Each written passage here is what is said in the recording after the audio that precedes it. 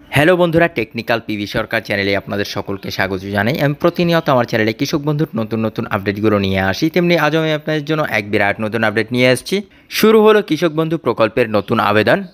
অনলাইনে ঘরে বসে নিজের মোবাইল থেকে অথবা কম্পিউটার থেকে কৃষক বন্ধু প্রকল্পে আবেদন করুন। আবেদন পদ্ধতি সম্পর্কে জানুন বিস্তারিত এই ভিডিওর মাধ্যমে। বিস্তারিত জানতে পুরো ভিডিও দেখুন। পুরো ভিডিও না দেখলে কিছু বুঝতে পারবেন না, তাই পুরো ভিডিও দেখার অনুরোধ রইল আপনাদের সকলের কাছে। তাই আর দেরি না করে ভিডিওটিকে শুরু করছি। ভিডিওটি ভালো লাগলে লাইক করবেন, কমেন্ট করবেন, বন্ধুদের সঙ্গে শেয়ার করবেন এবং আমার চ্যানেলে নতুন হয়ে থাকলে চ্যানেলটিকে সাবস্ক্রাইব করবেন। ধন্যবাদ, পাশে থাকবেন। পশ্চিমবঙ্গ সরকারের প্রকল্পগুলি বিগত কয়েক বছরে বেশ জনপ্রিয় হয়েছে। কৃষকদের জন্য ও তাদের অবস্থার উন্নতির স্বার্থে পশ্চিমবঙ্গ সরকার কৃষক বন্ধু প্রকল্পের সূচনা করেন। এই প্রকল্পের মাধ্যমে রাজ্য সরকার সমাজের অন্নদাতাদের সহায়তা দিতে হাত বাড়িয়ে দেন। তারা যাতে ভালোভাবে জীবনযাপন করতে পারেন, তাদের জীবনে যেন আর্থিক প্রতিবেদনতা বাধা হয়ে না দাঁড়ায়, তার জন্য কৃষক বন্ধু প্রকল্প ভীষণভাবে গুরুত্বপূর্ণ। প্রত্যেক বছর এই প্রকল্পে নাম নথিভুক্ত করেন হাজার হাজার কৃষক।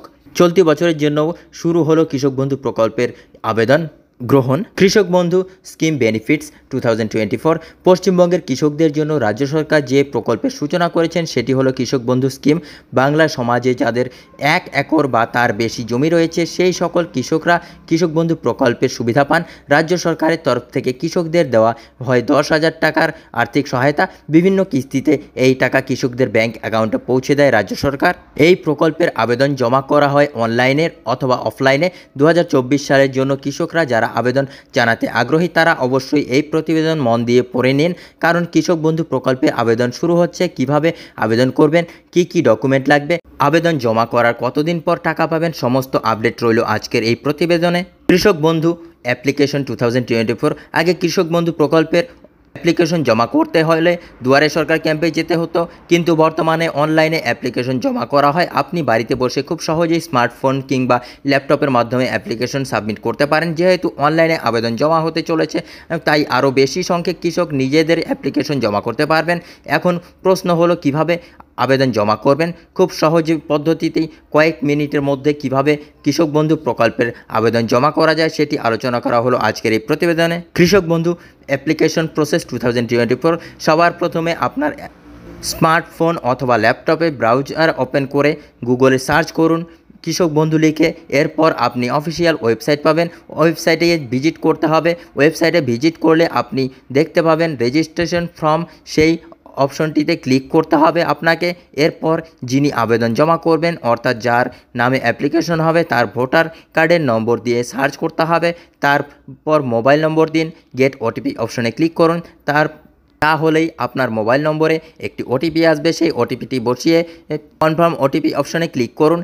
এরপর প্রকল্পে আবেদনকারীর একটি ছবি আপলোড করুন। আবেদনকারী কৃষকের দ্বিতীয় কোনো একটি মোবাইল নম্বর দিন এবং ইমেল আইডি থাকলে সেটিও দিতে হবে। এরপর আবেদনকারী যদি পিএম কিষাণ প্রকল্পে নাম নথিভুক্ত করা থাকেন তবে সেলফ ডিক্লারেশন অপশনে ইয়েস অপশনে ক্লিক করতে হবে। যদি না থাকে তাহলে নো অপশনে ক্লিক করতে হবে।